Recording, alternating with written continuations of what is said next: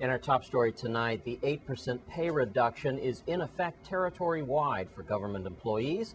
Natafa Romain, news director of TV2, got an opportunity to sit down with Governor John D. Young and discuss a variety of issues, including the state of the territory's fiscal year of 2012, plus more. Here now is that interview. This payday will have a tremendous impact across all of government.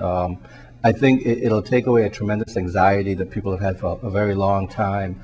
And the attempt here more than anything is to try to maintain the level of expenditures in government. And I recognize, and I think the legislature recognizes the tremendous impact this is going to have on individuals and on families. But what we're experiencing in the Virgin Islands is no different than what folks are experiencing, other territories are experiencing, and particularly the United States, with the layoffs from teachers, police officers, healthcare workers. And so while the legislature and I had a basic difference at one point, we sort of met in a compromise. And that compromise was that we would try to see if we could achieve the budgetary savings in fiscal year 11 that was required so that we could at least maintain some level of cash resources and continue to run the government.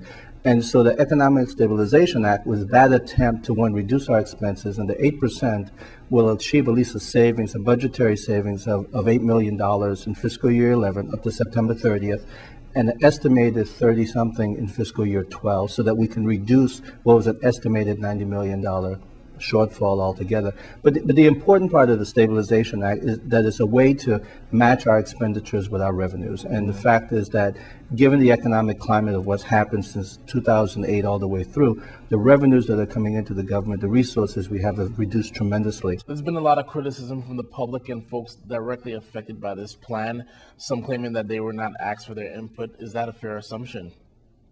I think the situation we're in will cause people a tremendous frustration. I think any time that you're looking at the possibility of dismissals or layoffs or reduction in salaries, and particularly in this environment, people get angry. And I completely understand that.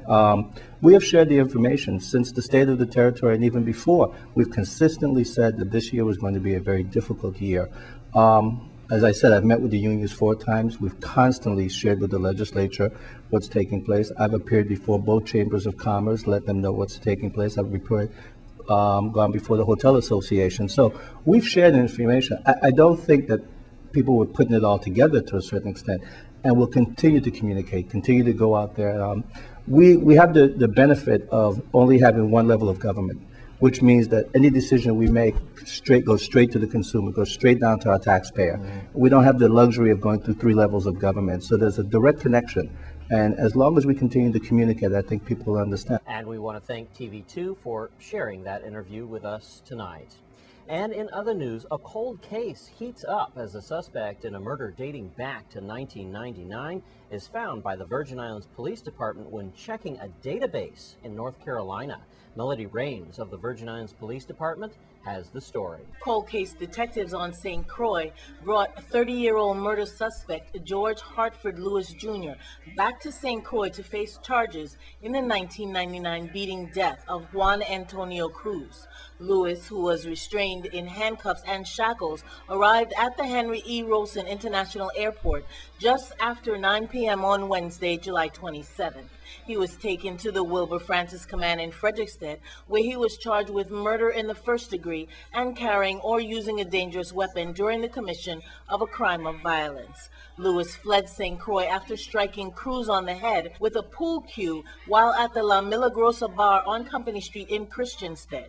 Cruz, who was 24 years old at the time, died the next day at the Juan F. Louis Hospital.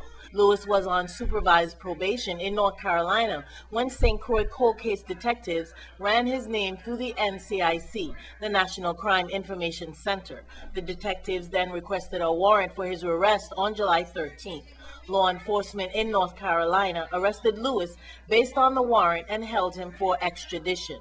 Bail for Lewis was set at $500,000, which he was unable to post. He was remanded to the Golden Grove Adult Correctional Facility pending his advisor rights hearing. And we want to thank Melody Rames, spokesperson for the Virgin Islands Police Department, for bringing us that story tonight.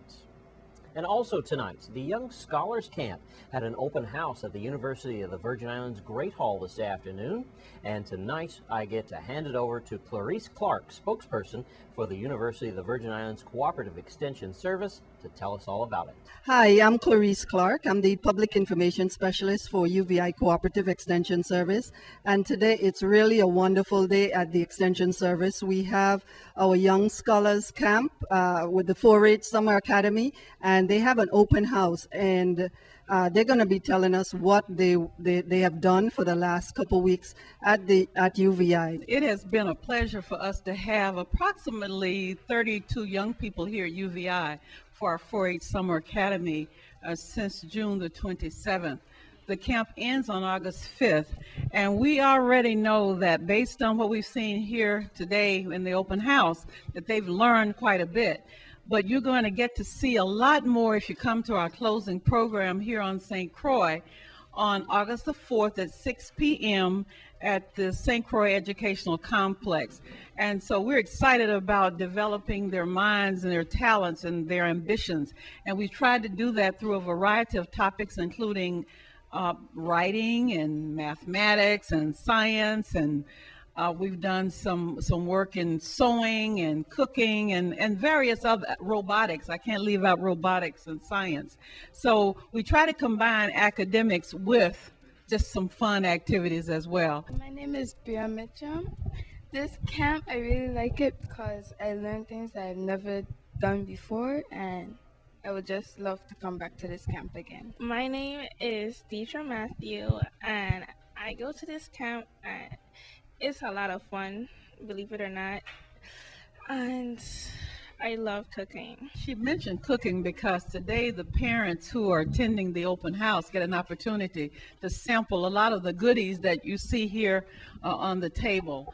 And what they've done is to focus on nutrition, but at the same time they're focusing on some really good tasting food. A lot of times we think if it's nutritious, it doesn't taste good. So this is one of the many special activities that we do with our young people. We're very excited about the fact that they're going to leave us and take a lot of the skills and activities and friends that they've met here at summer camp with them back into the school year, and a lot of the academic enhancement as well as throughout their lives. If you want to be a part of this family, please call the 4-H Family and Consumer Sciences. Ms. Saunders' number is 692-4094. That's Ms. Jeremiah's number, 94, and Ms. Saunders is 692-4096.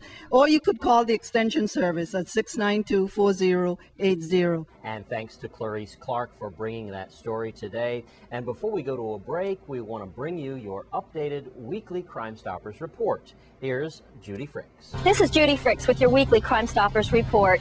Crime Stoppers is asking your help to solve the following crimes.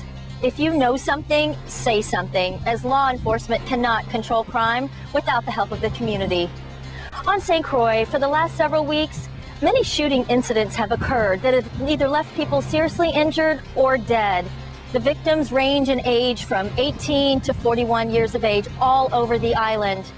Please help stop the suffering by telling us who is doing the shooting and also who is supplying the guns. And on St. John, sometime between 6 p.m. on Sunday, July 17th and 5:30 a.m. on Monday, July 18th, the Deli Grotto at Mongoose Junction was burglarized. Now, the burglars entered the eastern side of the building through the bathroom window, and they also exited through the same window.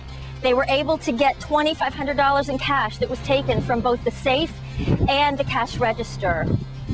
On St. Thomas, on Friday, July 15th, sometime around 7:30 p.m., police officers responded to a call of shots being fired behind the Weeks and Weeks Bakery in Savon. When they got there, they found that a young man had been seriously injured by gunshot wounds. Now, witnesses say that a group of young men, all dressed in black, entered the area and started firing shots with numerous weapons. You are making a difference. Please report information about these or any other crimes by calling 1-800-222-TIPS, which is 8477, or you can always log on to our website, which is right there on your screen. If your information leads to an arrest or the recovery of stolen property, illegal drugs, or weapons, you will receive a cash reward of up to $2,500. The minimum reward for recovery of an illegal weapon is $500. For the arrest of a burglary suspect is $714. Plus, if any property is recovered, you will receive 10% of the value of the property recovered. Since January of 2009, you, the community, have submitted 1,284 anonymous tips to Crime Stoppers, which has helped law enforcement make 135 arrests, recover 77 illegal weapons, and $106,000 in stolen cash and property. Please help continue to make your community a safer place to live. If you want to help us in the fight against crime, log on to our website at www.crimestoppersusvi. Click on the Support Us button and become a dues-paying member. You can also find us on Facebook by looking up Crime Stoppers USVI. This has been your weekly Crime Stoppers Report. Thanks, Judy Fricks. And when we come back from this break, your St. Croix summer camps plus more. Stay with us.